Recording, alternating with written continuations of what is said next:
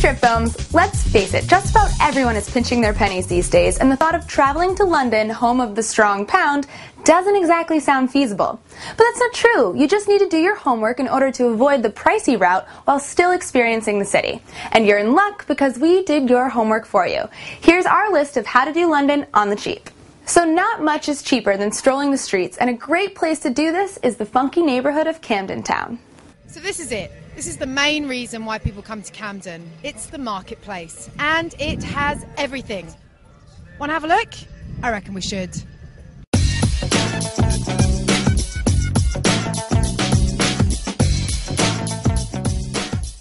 Host Ben Fogle gives us a great cheap trick. Relax in one of London's pristine parks, like this one, Corram's Field.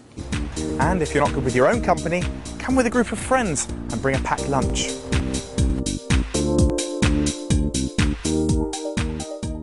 If you want some history, head to any of London's free museums, or check out the location of the Beatles' last concert on the roof of number 3 Saddle Row.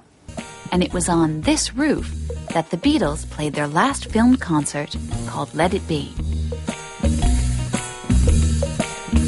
The legend says that during the filming of the concert, nearby shop owners called the police to break up the noisy performance. So by now you must be hungry. For a cheap and authentic bite, grab a Cornish pasty, and for less than £1, this small beef-filled patty can fill you up.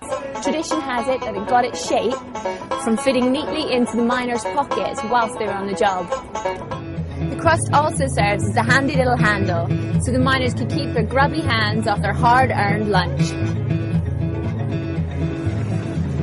If you want to have a pint where Charles Dickens himself did, pull up to Southwark Bar at the George Inn, the oldest surviving inn and pub that has serviced travellers since 1540. Head to the George Inn, which is found down an alley off Borough High Street. This pub is the only surviving galleried coaching inn in the capital. The cheapest night stay in London would be a hostel, and one of the best is the Generator Hostel. There you'll definitely experience a party atmosphere. But if you aren't into the shared room, check out this budget meets luxury hotel, the Hoxton Urban Lodge. For the same price of a private hostel, you will have an upscale room, i.e. no bunk beds, and even a fireplace. TV perched on the wall, timer on there. And the nice thing about this is that it actually swivels around, so you don't have to forever lie on the bed to watch the TV. Tea coffee making facilities, which I always think is a treat, with decent sized mugs.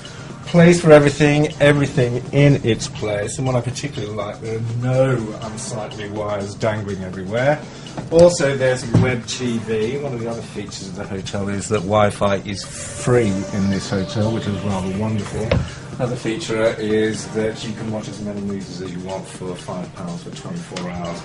Queen size bed, I've noticed Egyptian cotton sheets, which is always a decent luxury. And for a list of London tips, check out Colm's top 10 things to know about London. Watch his great tip of saving money on the tube. In the one day, make sure to invest in an off-peak travel card for zones 1 and 2. They cost just over £5, and with them you can use the tube as much as you want for the entire day. But if you're coming to London for more than one day, make sure to invest in one of these. It's an Oyster card. So we hope you enjoy your cheap trip to foggy London town. Bring us back some British knickers. I'm Kelly Farrow, and thank you for watching Best of Trip Films Cheap London.